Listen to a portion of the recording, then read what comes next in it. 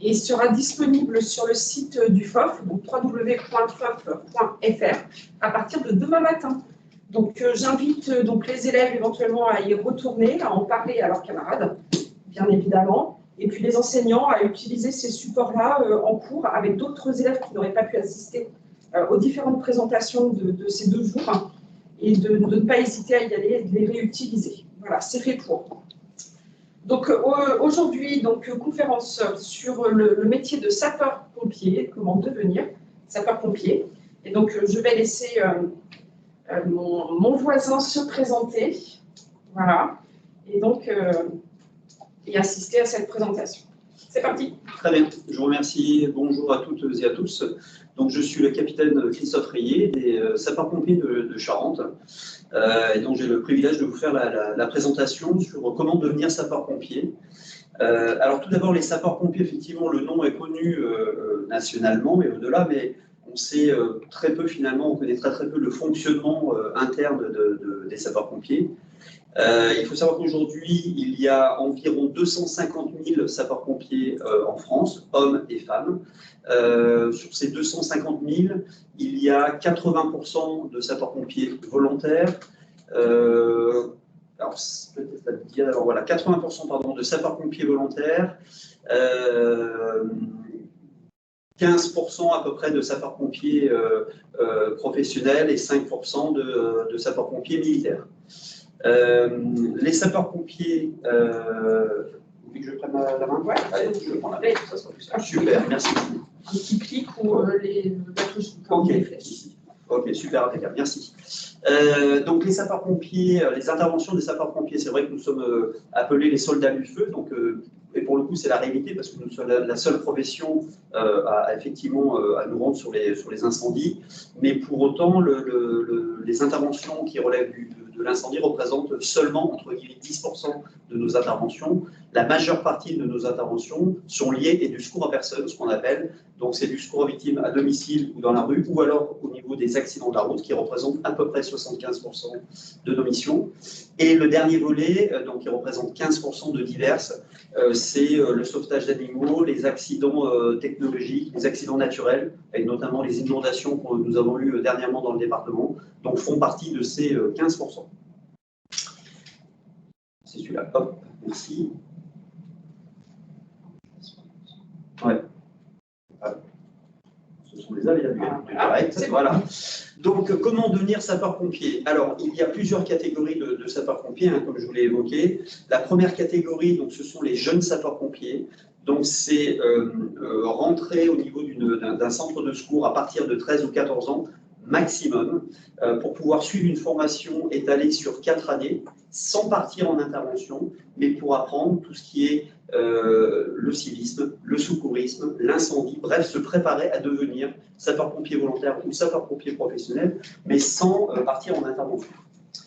À partir de 17 ans, nous pouvons rentrer, vous pourrez rentrer sapeur-pompier volontaire. Alors, un sapeur-pompier volontaire, c'est quoi? C'est une personne, homme ou femme, encore une fois, qui a une activité autre que sapeur-pompier. Sapeur-pompier volontaire est un engagement citoyen, ce n'est pas un métier. C'est le fait de donner du temps, de donner de la disponibilité pour la société, en partant d'intervention avec les sapeurs-pompiers professionnels. Et d'ailleurs, lorsqu'un véhicule arrive sur le terrain, s'il y a plusieurs sapeurs-pompiers à l'intérieur, ce qui est souvent le cas, qu'il y ait des pompiers professionnels ou volontaires, vous ne verrez jamais la différence entre l'un et l'autre, tant au niveau de la tenue qu'au niveau de la formation, c'est strictement la même.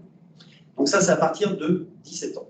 Et à partir de 18 ans, alors il y a un petit astérix, et je vous expliquerai pourquoi après, vous pouvez devenir sapeur-pompier professionnel ou militaire. Alors côté militaire, c'est soit Paris, soit Marseille, qui sont des villes où il y a des sapeurs-pompiers qui sont militaires, et au-delà, ce sont des sapeurs-pompiers civils, comme je suis moi-même. Sapeur-pompier professionnel, c'est un métier, contrairement à sapeur-pompier volontaire, et donc vous pouvez en retrouver dans un nombre de casernes qui est moindre que les sapeurs-pompiers volontaires. Vous en retrouvez dans un certain nombre de casernes en Charente.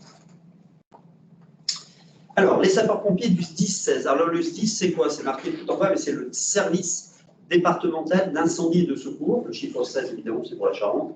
Et chaque département en France a un SDIS. En Charente, nous avons 27 centres de secours, donc centres d'incendie et de secours. répartis, je vous le ferai voir tout à l'heure, sur le département. Nous avons un état-major qui est situé à l'île d'Épagnac et nous avons 1000 sapeurs-pompiers volontaires et 250 sapeurs-pompiers professionnels. Donc, vous voyez donc, les différents centres de secours que nous avons au niveau de la Charente. Donc, c'est intéressant. Alors, je vais peut-être faire rapidement la liste des centres de secours. Pourquoi? Parce que si vous souhaitez devenir sapeur-pompier volontaire, il va falloir vous rendre dans le centre de secours le plus proche de chez vous, afin de rencontrer le chef de centre et de lui faire part de votre candidature. Donc nous en avons, en commençant par le nord, donc il y a 5 compagnies, la compagnie de Ruffec, avec Villefagnan, Aigre, Mansle et Champagne-Mouton, la compagnie de Confolens avec Brigueuil, Saint-Cloud, Roumazières, Chasseneuil et Chabanais, la compagnie d'Angoulême avec La Rochefoucauld, Montbron et Picpoul-la-Valette, la compagnie de Cognac avec Rouillac, Jarnac, Segonzac et Châteauneuf, et enfin la compagnie de la Couronne avec Barbezieux, Blanzac, Montmoreau, Baignes-Chalais et Saint-Sépin.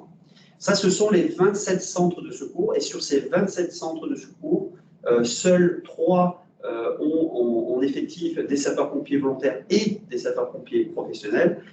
C'est Angoulême, Cognac et la Couronne. Tous les autres centres de secours sont uniquement représentés par des sapeurs-pompiers volontaires. Alors, d'ailleurs, en parlant de sapeurs-pompiers volontaires ou professionnels, donc on a une personne qui nous demande, qui aimerait avoir plus de précisions sur la différence entre sapeurs-pompiers volontaires et sapeurs-pompiers professionnels. Alors, sapeur-pompier volontaire, c'est une passion comme professionnel, sauf qu'il y en a qui en a fait son métier et l'autre non. C'est-à-dire qu'un sapeur-pompier volontaire, il suit la formation, je le développe un petit peu plus tard, mais il suit la formation qui est prévue pour pouvoir monter dans les véhicules de secours. Mais une fois qu'il a sa formation, eh ben, il occupe la fonction de sapeur-pompier volontaire dans sa caserne, mais ce n'est pas son métier. Donc ce n'est pas un professionnel, il a une activité à côté. Soit il est étudiant, soit il est salarié, soit il est artisan, entrepreneur, auto-entrepreneur, peu importe. Donc ça veut dire qu'il donne de son temps pour la collectivité sur son temps de repos à lui, en conjuguant avec la vie personnelle, bien évidemment. Donc le sapeur-pompier volontaire, en fait, il fait ça en plus de son travail de tous les jours. Tout à fait. Le week-end, le soir, la nuit. Les vacances. Les vacances, voilà. Mais c'est en plus de son travail de tous les jours. C'est exactement en plus de son travail. C'est pour ça que c'est un engagement citoyen de vouloir aider les autres que de devenir sapeur-pompier volontaire. On espère avoir répondu à votre question. Je continue? Oui, je pense que c'est bon. Donc, sapeur-pompier volontaire. Donc, c'est à partir de 17 ans, pardon, on peut rentrer sapeur-pompier volontaire. Il n'y a pas de nécessité de diplôme pour rentrer sapeur-pompier volontaire. Je vous ai montré tout à l'heure la carte des différents centres de secours. Donc, il y a une sélection qui est faite par le chef de centre pour pouvoir recruter son personnel. Et ensuite, une fois que la personne dit, bah, écoutez, la personne qui s'est présentée à moi a le profil pour devenir sapeur-pompier volontaire, il y a une journée de recrutement qui est faite dans les compagnies. Je vous ai parlé tout à l'heure des compagnies, qui est faite dans les compagnies. Voilà. Si vous voulez plus de renseignements, soit vous vous rendez dans vos centres d'incendie de secours le plus proche de chez vous, soit vous pouvez contacter et ils sont à votre disposition pour répondre à toutes les questions dans le détail. Donc notre état-major, à savoir le 05 45 39 35 12, je répète, 05 45 39 35 12. Sapeur-pompier professionnel. Donc le sapeur-pompier professionnel. Alors, on a une question, c'est ça? Oui, oui, oui. Alors, un élève qui indique que son père est sapeur-pompier volontaire, oui. Mais il est lieutenant. Donc c'est un grade chez nous. Mais il est lieutenant. Est-ce normal, hein? Ce n'est pas un professionnel. Oui, c'est tout à fait normal parce que chez les professionnels comme chez les volontaires, il y a des grades. Les grades ont l'intérêt de pouvoir donner des fonctions opérationnelles derrière. Donc si le père de cette personne est lieutenant, il est vraisemblablement ce qu'on appelle chez nous chef de groupe. Donc il peut gérer plusieurs véhicules sur une intervention. Donc lorsque je vous disais tout à l'heure que sur le terrain, en termes de commandement ou en termes d'action, il n'y a pas de différence entre les professionnels et les volontaires quant aux missions qui sont établies. On a là un exemple tout à fait concret. Donc, professionnel ou volontaire, on a quand même un grade. Exactement. D'accord. Donc, c'est normal. Donc, c'est tout à fait normal. Les sapeurs-pompiers professionnels. Donc, il y a un concours de caporal. Maintenant, si on va rentrer sapeur-pompier professionnel, le premier grade, c'est caporal, qui est à 16 ans. Et tout à l'heure, il y a un petit astérix. Pourquoi? Parce que j'ai marqué 18 ans, alors c'est pas faux, parce que l'intégration, même si vous avez votre concours de caporal à 16 ans, il faudra attendre 18 ans pour entrer dans un service départemental d'incendie de secours afin d'être recruté. Pour pouvoir passer ce concours, il faut avoir un diplôme de niveau 5, c'est-à-dire un CAP, un BEP ou le brevet des collèges, le brevet. Au minimum. Au minimum. Voilà, c'est le minimum. Vous pouvez avoir plus, bien évidemment, mais c'est le minimum requis pour pouvoir l'avoir. Je vous conseille quand même d'aller bien évidemment jusqu'au bac, parce que d'une part, ça reste un concours, et d'autre part, les compétences acquises liées au bac ou à la formation professionnelle seront toujours utiles, quel que soit votre engagement professionnel à l'issue. C'est un concours national, c'est-à-dire que c'est un concours qui a lieu dans plusieurs endroits dans les régions, souvent en France, et qui a une valeur, si vous réussissez le concours, national. Donc vous pouvez ensuite postuler n'importe où. Et le prochain sera à la fin de cette année-là, donc c'est à peu près tous les 3 ans qu'il y a un concours. Et le prochain, il est fin 2021. Et le lieu pour la région n'a pas encore été défini, mais il y a déjà d'autres régions qui se sont exprimées, qui souhaitent organiser ce concours. Donc par rapport à l'intégration, notez qu'un sapeur-pompier volontaire rentre dans la caserne à partir de 17 ans dans la caserne qui est le plus proche de chez lui ou de chez elle, alors qu'un sapeur-pompier professionnel passe un concours national et peut aller dans d'autres départements, comme moi et d'autres de mes collègues avons fait. On est passé par plusieurs départements avant d'arriver en Charente. Alors, il y a une autre question, vous Oui. le voulez maintenant? Allez-y. Donc, est-ce obligatoire de faire les JSP, jeunes sapeurs-pompiers? Si oui, à quoi ça sert? Alors non, il n'y a pas d'obligation, tout comme on n'est pas obligé de passer par les sapeurs-pompiers volontaires pour devenir professionnels. Les jeunes sapeurs-pompiers, c'est finalement des jeunes, encore une fois garçons ou filles, qui ont la fibre sapeur-pompier, qui ont cette motivation, peut-être plus tôt que les autres, et puis qui ont la possibilité de le faire à proximité de chez eux. L'intérêt, c'est pendant 4 ans, vous allez apprendre du secourisme. Donc c'est très intéressant parce que même au collège, on voit souvent des actes de secourisme qui ont été réalisés par des jeunes sapeurs-pompiers. Et donc c'est intéressant parce qu'effectivement, ces jeunes-là sont formés aux actes de premier secours et c'est super intéressant. Formés à l'incendie, formés aux opérations diverses. Le bémol, c'est que pendant 4 ans, ils sont en caserne quand ils sont formés, mais ils voient les camions rouges partir en intervention, mais ils ne peuvent pas monter dedans. Voilà. Donc il faut vraiment le savoir. Donc c'est un plus et ça permet de passer, si on est jeune sapeur-pompier et qu'on a été volontaire, de passer le concours professionnel en candidat interne. En candidat interne avec un programme qui est un petit peu différent, avec des questions qui sont liées au métier au sens large de sapeur-pompier. Donc, pas d'obligation. On peut rentrer à partir de 13-14 ans en tant que jeune sapeur-pompier, mais pas d'obligation pour rentrer volontaire ou professionnel d'être JSP. Pour ma part, j'ai été volontaire. J'ai fait le service militaire en sécurité civile. Et je suis professionnel aujourd'hui, je n'ai jamais fait les JSP parce qu'à l'époque, ça n'existait pas où j'étais. Bien. J'espère que ça répond à votre question aussi. Donc, en résumé, par rapport à cette présentation, donc, si vous souhaitez devenir sapeur-pompier volontaire, finalement, il y a plusieurs sapeur-pompier, pardon, il y a plusieurs possibilités. Soit on est jeune sapeur-pompier à 13 ou 14 ans, alors c'est pas à partir de, c'est soit 13 ans, soit 14 ans, et au-delà, on ne prend pas. Donc si vous avez 15 ans, c'est pas la peine de vous présenter parce que vous ne serez pas reçu, il va falloir patienter jusqu'à 17 ans pour devenir sapeur-pompier volontaire. Donc jeune sapeur-pompier, c'est 13 ans ou 14 ans. À partir de 17 ans, on peut devenir sapeur-pompier volontaire. On a un site en Charente qui s'appelle, une adresse mail qui s'appelle devenir pompier au singulier tout attaché @sdis16.fr. Cette adresse, vous pouvez envoyer un mail et poser l'ensemble des questions un peu plus dans le détail que ce que vous pourrez le faire ici, et évidemment on vous y répondra.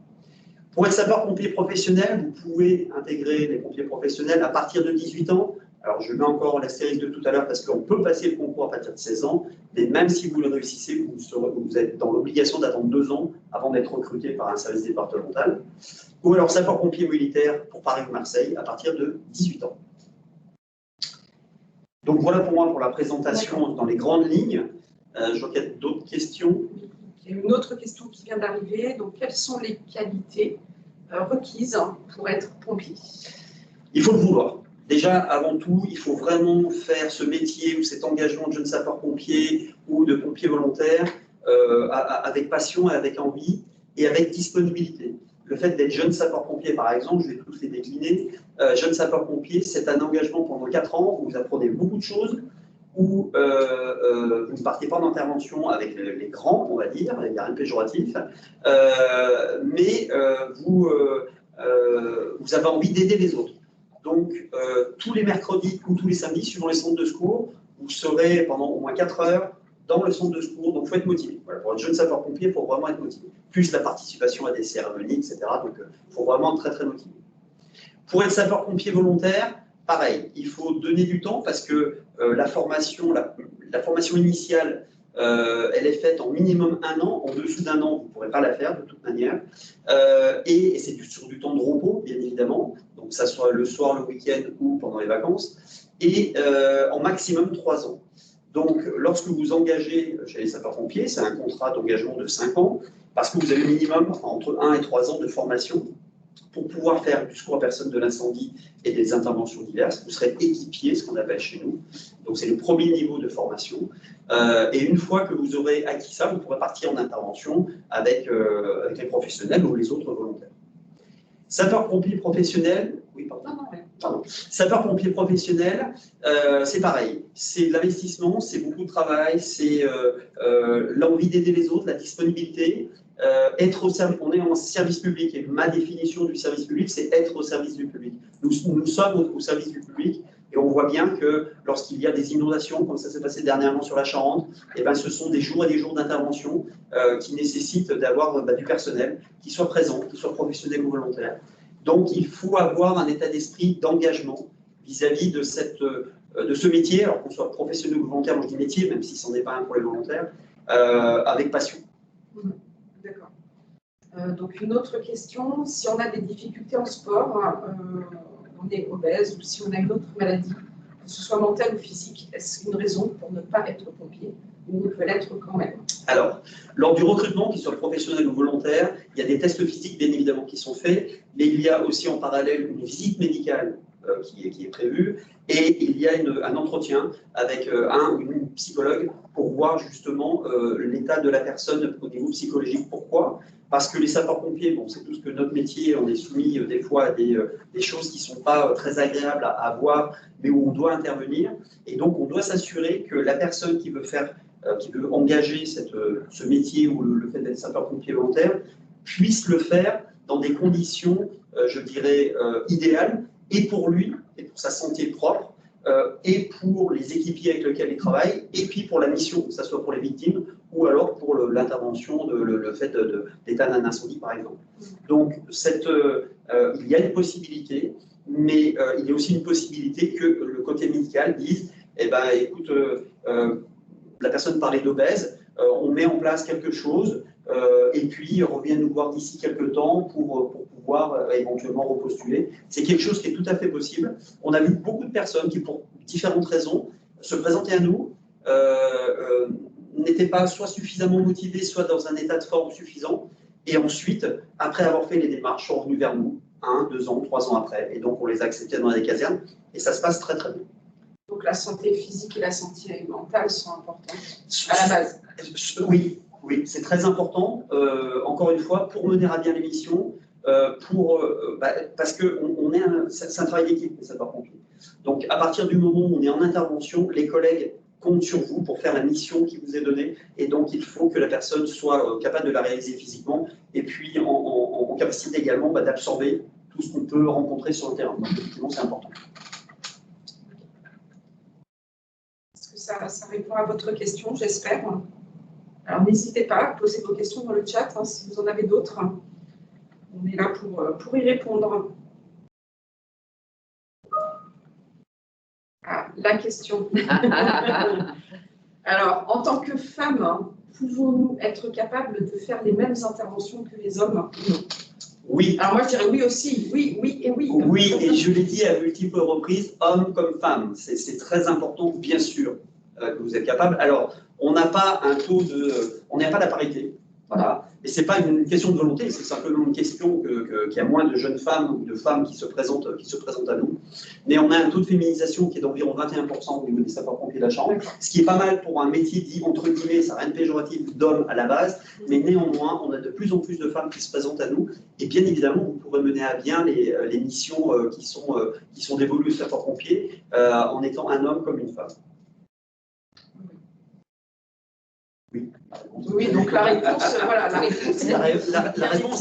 la réponse est clairement oui. Et d'ailleurs, on fait souvent, le 8 mars, c'est bientôt la journée de la femme, donc on fait dans le cadre de la journée de la femme aussi la promotion sur le volontariat pour les femmes, pour pouvoir justement leur dire, n'ayez pas peur, venez chez nous aussi, parce que vous êtes capables de le faire, et on a beaucoup de femmes, c'est animé souvent uniquement par des femmes, c'est très très bien. Et que ce soit volontaire ou professionnel, est-ce que c'est plus difficile d'être professionnel pour une femme que volontaire, par exemple? Alors, c'est plus difficile, ça dépend de la personne. De toute manière, l'entrée en tant que professionnel, bien évidemment, est plus difficile. Les conditions requises au niveau du concours sont beaucoup plus difficiles que ce que les sapeurs-pompiers volontaires ont. Mais néanmoins, elles sont accessibles les deux au niveau des femmes comme des hommes. Donc, il n'y a pas de parité, mais il n'y a pas de ségrégation. Alors, autre question, est-ce qu'un pompier peut être renvoyé? Et si oui, quelles sont les raisons qui peuvent mener à un renvoi d'un pompier? Alors oui, les raisons, elles peuvent être multiples. Ça peut être, au niveau des jeunes sapeurs-pompiers, il nous arrive que souvent la première année, les jeunes se rendent compte que finalement, ils avaient une idée de ce que la fonction de sapeur-pompier pouvait être, et finalement, ils se sont rendus compte que ça ne correspondait pas.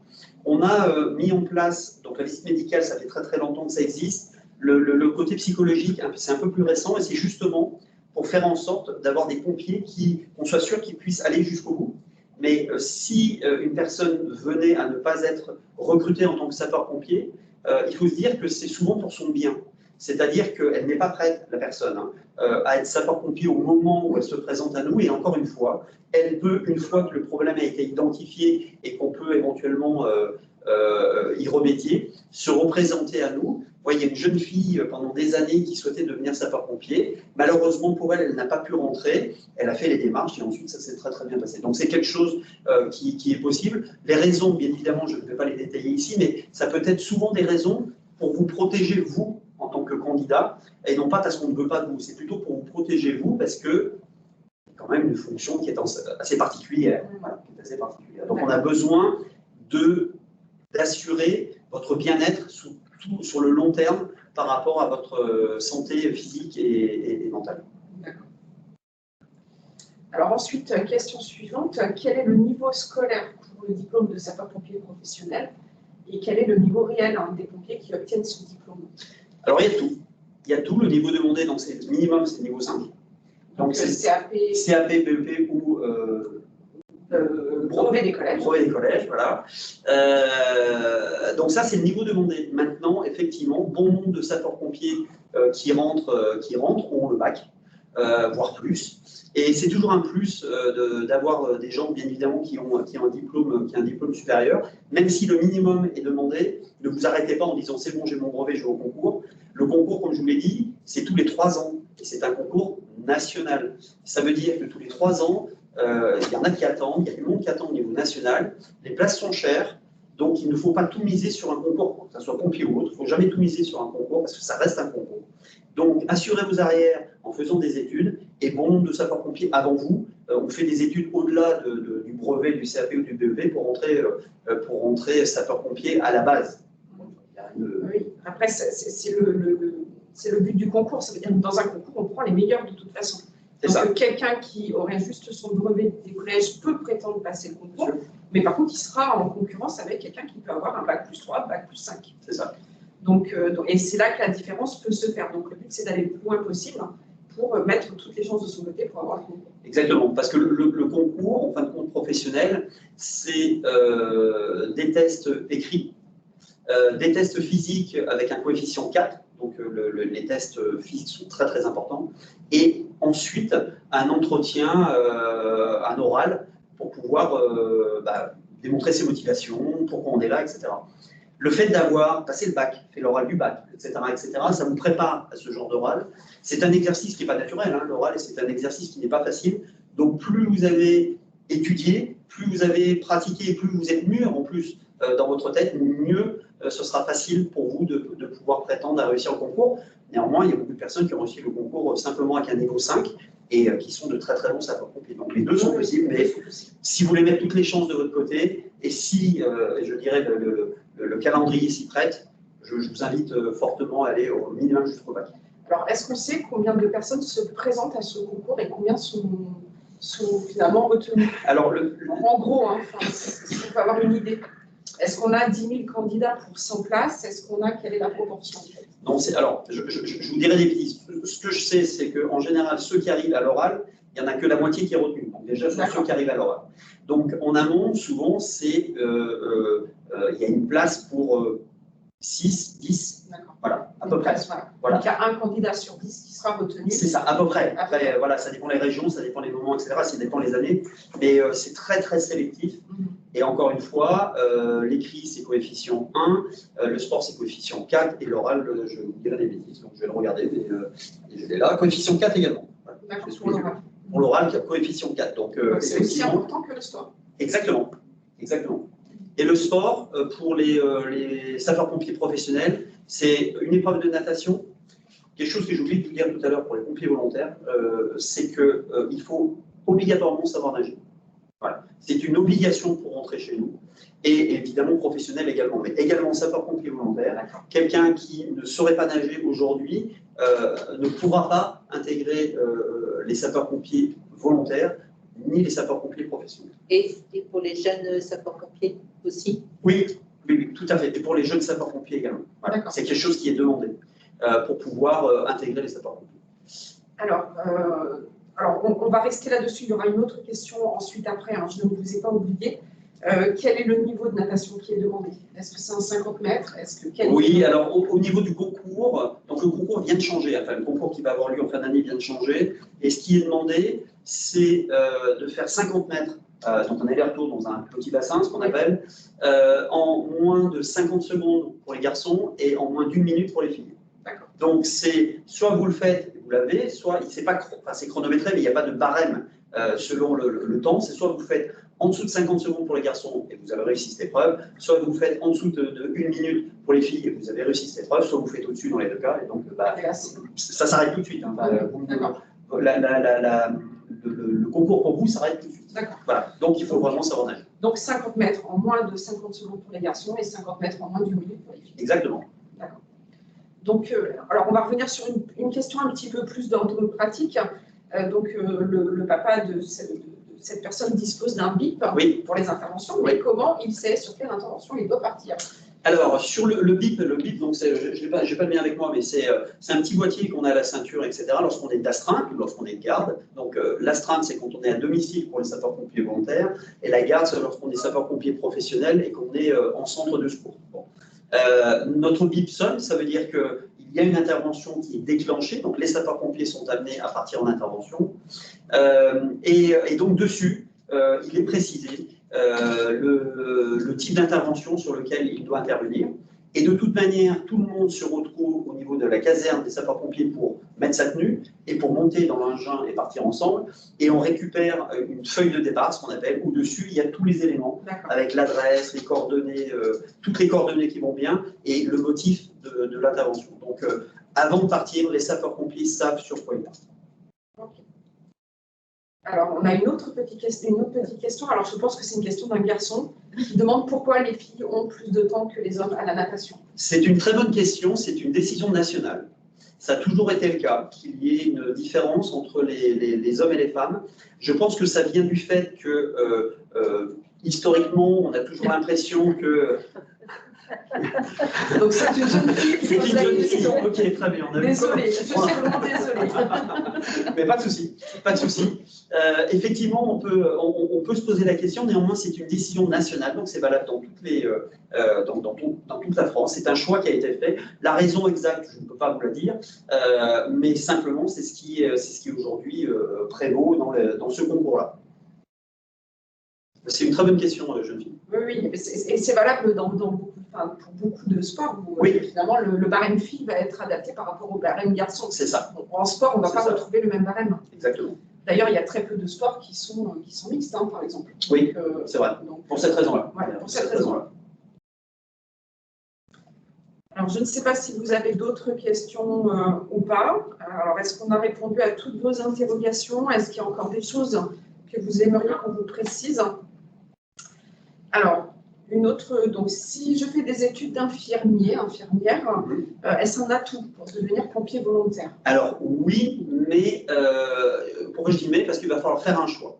C'est-à-dire que lorsqu'on est, et je remercie la personne pour cette question-là, parce que lorsqu'on est infirmier et qu'on souhaite rentrer sapeur-pompier volontaire, à un moment donné, il va falloir choisir une voie. Soit on décide de rester infirmier et donc on rentre au niveau du service de santé chez nous en qualité d'infirmier. Soit on souhaite plutôt, alors qu'ils font du travail d'infirmier, soit on souhaite plutôt monter dans tous les véhicules rouges, donc faire de l'incendie, pas faire uniquement que le travail d'infirmier. Et dans ce cas-là, on n'est pas infirmier, mais tout en ayant sa profession à côté, mais on devient sapeur-pompier volontaire, pour le cas de volontaire, à temps plein, qui va sur toutes les missions, mais qui n'est pas considéré chez nous comme une infirmière, parce qu'il a fait le choix de rentrer sapeur-pompier volontaire. Donc il y a un choix à faire à un moment donné lorsqu'on postule en disant soit je rentre, je continue, je veux faire infirmier sapeur-pompier, et c'est tout à fait possible, on en a beaucoup chez nous, soit je veux être sapeur-pompier volontaire entre guillemets traditionnel, et donc dans ce cas-là, je rentre dans un centre de secours et je pars sur toutes les interventions, pas uniquement celles liées aux qualités d'infirmier. D'accord. Et un infirmier peut devenir pompier professionnel aussi. Et un infirmier peut devenir pompier professionnel. On a des infirmiers qui sont pompiers professionnels au niveau du département, comme on a des médecins, on a des vétérinaires. Donc le corps médical est grandement représenté chez nous parce qu'on en a besoin sur les interventions par rapport à toute la palette d'interventions que l'on a. Donc on a ces spécialistes qui sont à nos côtés et qui ont la formation de base traditionnelle, puis qui ont choisi la voie de devenir sapeur-pompier, professionnel ou volontaire, mais voilà, les deux sont possibles. Ok, donc on a toujours le bip du papa intrigue beaucoup a priori. Oui. Alors des fois il sonne, mais son père ne part pas. Pourquoi? Écoute, c'est une bonne question. C'est pas a priori, je suis surpris parce que lorsqu'un bip sonne, il ne part pas. Après, peut-être que suivant les fonctions qu'il a, peut-être que c'est juste pour l'informer de l'activité opérationnelle. Ça arrive des fois qui se passe au niveau du centre de secours. Néanmoins, un bip est là pour informer et alerter d'une intervention. Et normalement, les sapeurs-pompiers, lorsqu'ils sont bipés, c'est le terme qu'on utilise, partent en intervention. D'accord. Alors, question suivante que je vais réunir, en fait, est-ce que les plongeurs, les spécialistes de plongeurs et le grimpe sont tous professionnels? Non, non. Il y a des sapeurs-pompiers volontaires dans les spécialités. On a beaucoup de spécialités. Je vous l'ai fait voir tout à l'heure, il y a une petite dia, on voit plusieurs tenues. Dans toutes ces tenues, on peut avoir des sapeurs-pompiers professionnels comme des sapeurs-pompiers volontaires. Donc effectivement, il y en a peu, mais c'est pas parce qu'on ne veut pas, c'est parce que c'est très contraignant. C'est-à-dire qu'en plus d'être sapeur-pompier professionnel ou volontaire, on va prendre l'exemple de volontaire, en plus d'être sapeur-pompier volontaire dans son centre de secours, il va falloir suivre un entraînement annuel qui est de l'ordre d'à peu près de 80 heures d'entraînement annuel, qui prend sur du temps personnel. Et donc, de ce fait, beaucoup de sapeurs-pompiers volontaires font le choix de ne pas utiliser, de ne pas rentrer dans ces spécialités parce que ça demande beaucoup, enfin, ça double presque l'investissement annuel. Et donc, au bout d'un moment, il y a des choix à faire, ça devient compliqué, mais oui, c'est possible. Homme comme femme. Toujours. Toujours. Mais c'est bien de le dire. Oui.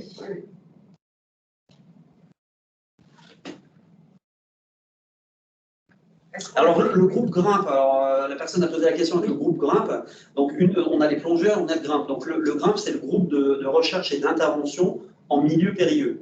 Donc, en clair, c'est ceux qui montent en haut des éoliennes et qui vont dans les cavités. Voilà. Qui vont, je ne sais pas, chercher une personne qui a fait une chute dans une cavité, pour ceux qui connaissent, à Saint-Même-les-Carrières ou ailleurs, mais qui vont également en haut d'une éolienne parce qu'il y aurait une personne qui travaille sur l'éolienne qui a fait un malaise. Donc, il faut aller chercher cette personne. Donc, voilà, tout ce qui est périlleux, ils font du travail sur corde. Et donc, tout ce qui est périlleux, c'est leur travail au quotidien. D'accord. Donc, est-ce qu'il y a d'autres spécialités? Parce que là, on a vu plongeur ou grimpe. Il y a d'autres spécialités? Oui, on a d'autres spécialités. On a des personnes qui sont spécialisées dans ce qu'on appelle le RCH chez nous, donc c'est le risque chimique. D'accord. On a une équipe drone aussi au niveau du département. On a une équipe cynophile. Donc, on a des équipes de sapeurs-pompiers qui ont leurs chiens, et donc qui viennent nous épauler lors de la recherche de personnes notamment. Voilà, on a tout un tas de spécialités chez nous qui est très très intéressant et qui permet de donner c'est de la complémentarité, on travaille tous ensemble au niveau des interventions, et on a besoin de ça parce qu'effectivement, on a des missions qui ont une palette d'intervention qui est très très large, et donc c'est très très riche avec ces spécialités. Autre chose, on peut être aussi amené à intervenir sur des départements extérieurs, voire même à l'étranger, sur des interventions. L'été dernier, ils sont partis du côté d'Anglet pour le feu qui avait eu lieu en centre-ville d'Anglet, une forêt qui est en centre-ville qui avait brûlé, et donc on a une équipe qui est partie là-bas. Au niveau du feu de forêt, il y a aussi des équipes qui peuvent partir sur le sud de la France lorsque l'été ça brûle également chez eux. On a alors pas dans notre département, mais pour les inondations qu'on a eues dernièrement, la Charente-Maritime a fait appel à d'autres départements qui sont venus leur prêter main forte. Bref, il y a une cohésion qui se fait au niveau national des sapeurs-pompiers, et donc les spécialités comme les sapeurs-pompiers volontaires ou professionnels qui sont en caserne peuvent être amenés à partir en intervention hors des limites de leur caserne, du département, voire éventuellement du pays. D'accord. Donc, question suivante, est-ce qu'il y a des horaires pour les pompiers? Ou est-ce que finalement les interventions tombent souvent au moment de manger ou de dormir? Alors, c'est pas fait exprès, mais au moment où on mange ou on dort, ça veut dire que les gens sont à domicile. Donc, effectivement, on sait qu'il y a des interventions souvent vers 7 h du matin, qu'il y a des interventions souvent vers midi, qu'il y a des interventions souvent vers entre 18 et 20 h. Bon, c'est le moment où les gens rentrent chez eux, ils n'ont pas été là de la journée, il y a une fuite d'eau, ils la découvrent, donc évidemment, ils nous appellent à ce moment-là.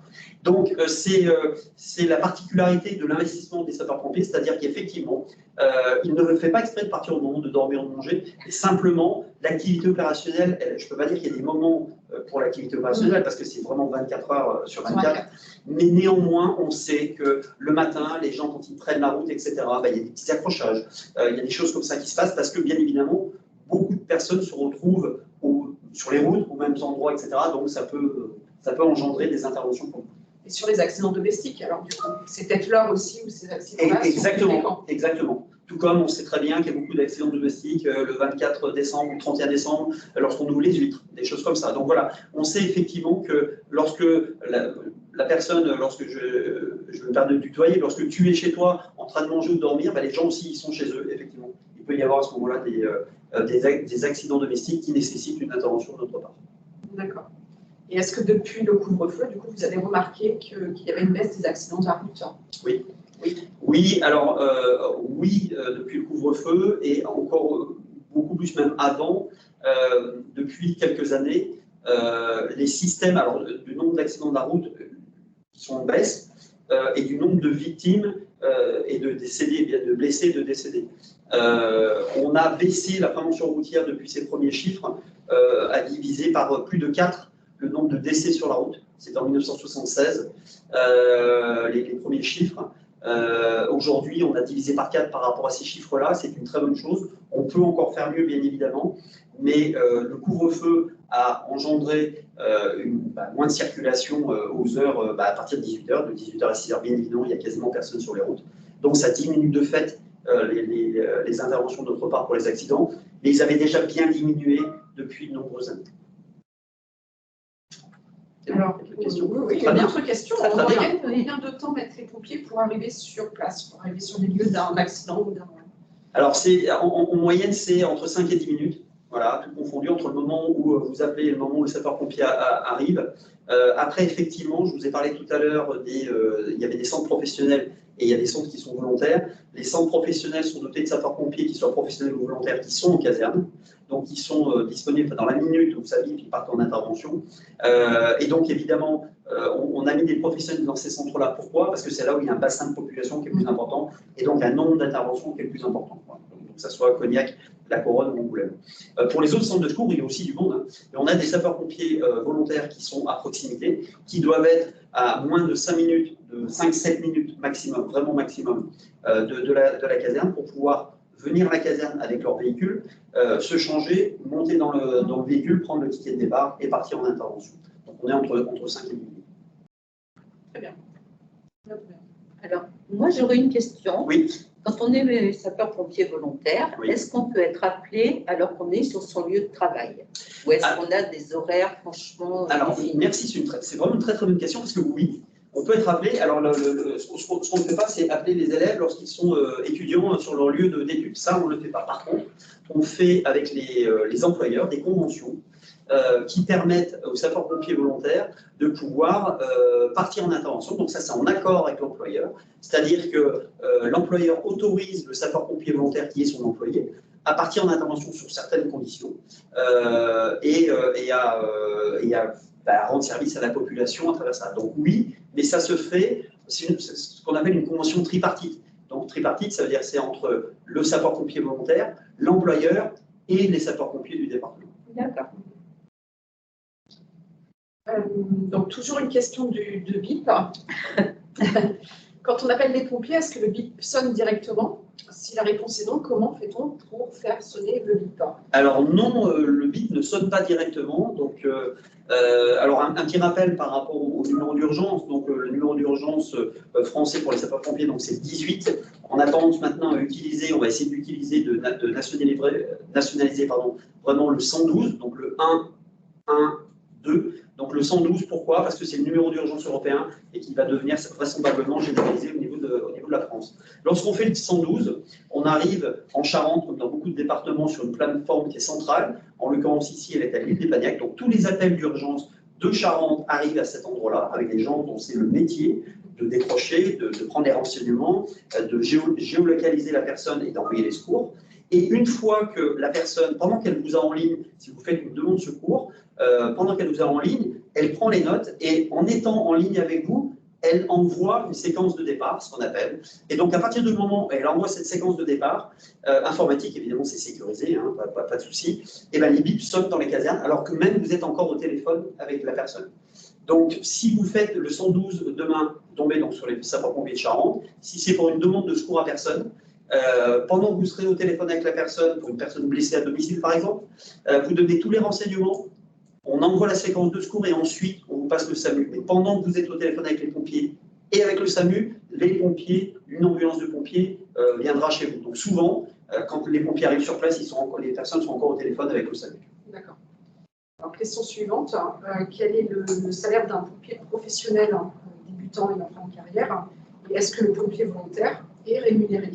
Alors, au niveau des sapeurs-pompiers professionnels, on est légèrement au-dessus du SMIC quand on est débutant. Et pour la fin de carrière, ben, ça dépend des grades parce qu'on peut effectivement évoluer. Donc, voilà, c'est pour la fin de carrière, on est aux environs de 2 000 € si on reste au niveau des grades de départ. Et ensuite, on peut aller bien au-delà. Donc, ça dépend de l'évolution de carrière. Au niveau des sapeurs-pompiers volontaires, donc oui, il y a des indemnisations qui sont de 3 natures. Les indemnisations d'hommes du rang, de sous-officiers et d'officiers, qui sont des indemnités que le sapeur-pompier volontaire reçoit. Encore une fois, ce n'est pas un travail, ce n'est pas avec ça que vous allez remplir le frigo. C'est vraiment une passion et ce n'est pas la raison première pour rentrer chez le sapeur-pompier parce que ce n'est pas là que vous allez bien gagner votre vie. Mais il y a effectivement des indemnités qui sont prévues pour les pompiers volontaires. D'accord, donc ce n'est pas un salaire, c'est une indemnité pour le temps passé. C'est une reconnaissance à travers cette indemnité, de dire dédommagement d'une certaine manière, mais ce n'est pas un salaire. D'accord, et qui ne permet pas de vivre évidemment. Et qui ne permet pas de vivre, pas du tout. Comment obtient-on un grade supérieur? En passant des formations. Donc il y a plusieurs niveaux de formation qui sont possibles. Par exemple, lorsque vous rentrez caporal, vous voulez passer sous-officier, donc qui a un grade de formation, il y a des formations en interne qui sont possibles. Lorsque vous voulez passer officier, il y a un concours qui se passe et ensuite vous allez faire une formation qui, elle, se déroule à Aix-en-Provence. Donc ce sont des formations. Il y a beaucoup de formations chez les sapeurs-pompiers. Il y a des formations au quotidien au niveau des centres de secours. Donc, à chaque prise de garde, il y a une formation sur le matériel, etc. Et ensuite, il y a des formations. On a une école départementale qui a été inaugurée il y a 1 an, qui est à Jarnac.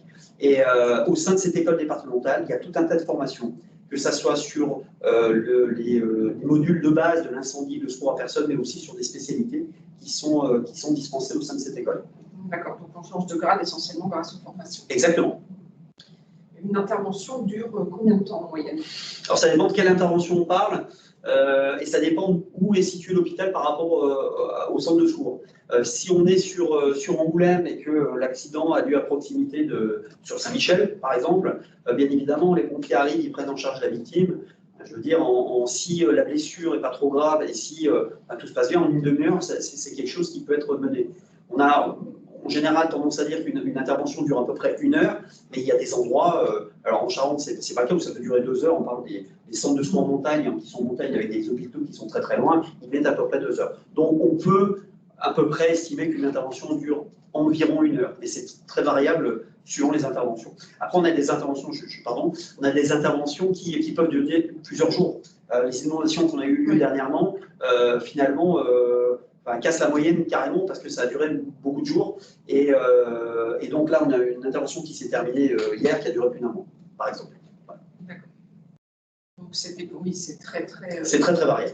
Très variable. Alors sur plus d'1 mois, bien évidemment, c'est pas toujours les mêmes personnes qui restent sur site. Il y a des mouvements qui sont faits, mais néanmoins l'intervention en elle-même est restée sur plusieurs jours, plusieurs semaines. Et le cas souvent des incendies d'ailleurs. Exactement. Voilà. C'est exactement parce qu'une fois que l'incendie est éteint, il y a de la surveillance, il y a tout un tas de choses à faire. Alors, en Charente, les pompiers demandent-ils souvent l'intervention d'un hélicoptère? Et si oui, est-ce que c'est un hélicoptère des sapeurs-pompiers ou est-ce que c'est une autre structure qui intervient? Alors, alors souvent, je ne sais pas ce qu'on peut appeler souvent, c'est interprétable, mais l'hélicoptère vient plusieurs fois par an, bien évidemment, en Charente, les hélicoptères. On a 2 types d'hélicoptères qui travaillent avec nous. On a celui de la sécurité civile, donc ce sont les hélicoptères qui sont jaunes et rouges. Donc qui, lui, est basé dans le 17, en Charente-Maritime. Il y en a également en Gironde, mais c'est souvent celui du 17 qui vient. Et oui, effectivement, les interventions peuvent se faire avec l'hélicoptère quand il y a une nécessité d'intervenir rapidement sur les inondations, par exemple, afin de faire la zone était tellement étendue qu'on ne pouvait pas limiter ça à l'intervention du drone. Donc l'hélicoptère était très intéressant pour voir l'étendue des inondations. On a un deuxième hélicoptère, c'est l'hélicoptère du SAMU, qui lui vient souvent de Poitiers. Et donc on travaille avec eux régulièrement lorsque malheureusement l'état de la victime nécessite une hospitalisation rapide et dans des services adaptés. Mais il n'y a pas d'hélicoptère propre aux sapeurs-pompiers. C'est une structure. Non, enfin, il n'y en a pas. Voilà, c'est ça, c'est une structure extérieure. La sécurité civile, si, ça appartient aux sapeurs-pompiers au sens large. C'est la Direction Générale de la Sécurité Civile. Donc ça n'appartient pas aux SDIS, mais ça appartient à la Sécurité Civile. Et ils sont basés, en l'occurrence, il y en a un qui est basé dans le 17, en Charente-Maritime. Et en 33, il y en a dans d'autres départementaux. Il n'y en a pas en Charente. Il n'y en a pas en Charente. Mais il n'y en a pas en Charente. Mais on travaille avec les autres départements. Exactement, toujours. D'accord. Alors, je pense que ça sera, vu l'heure qu'il est, à mon avis, ce sera la toute dernière question. Est-ce que les camions portent des noms en particulier ou pas? Oui, et beaucoup de noms, et c'est beaucoup des acronymes, donc des abréviations. Donc, une ambulance chez nous, c'est un VSAV, donc c'est un véhicule de secours et d'aide aux victimes.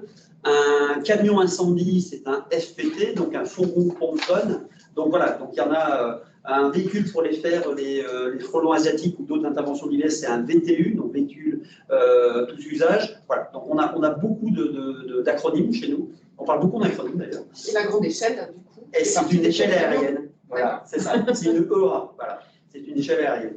Voilà. Donc, effectivement, beaucoup, oui. Il y en a une liste. Voilà, VSAV, exactement. Voilà, ça très bien. Ah, c'est vous qui avez mis, pardon. Est-ce que le permis, quand on est pompier, le permis de conduire, hein, du coup, est obligatoire, je suppose? Hein. Oui.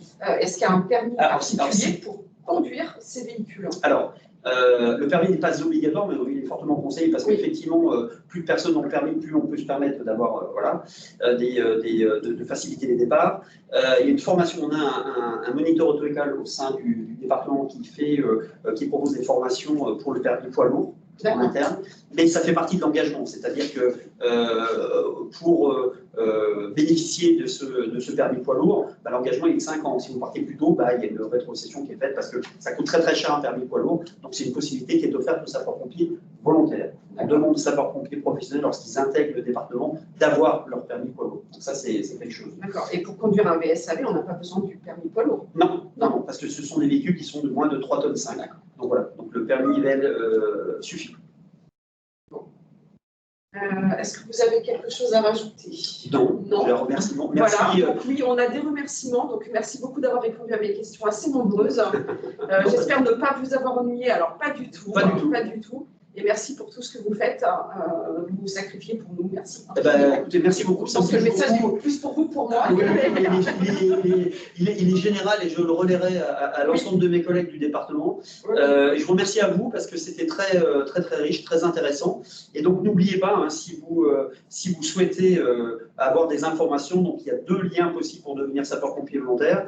Donc c'est l'adresse mail devenir sapeur-pompier au singulier @1016.fr, ou alors le numéro de téléphone c'est le 05 45 39 35 12. Voilà, ils vous attendent, ils sont prêts à décrocher pour vous donner toutes les informations qui vont bien. Parfait. Bah, écoutez, on va vous remercier. N'oubliez pas que ce rendez-vous, cette conférence a été enregistrée. Donc n'hésitez pas à en parler à vos camarades pour revisionner tout ça. Et puis vous pouvez même venir nous revoir sur le site du fof.fr. On vous souhaite une très bonne journée et puis à bientôt. À bientôt. Merci à vous tous. Au revoir. Au revoir.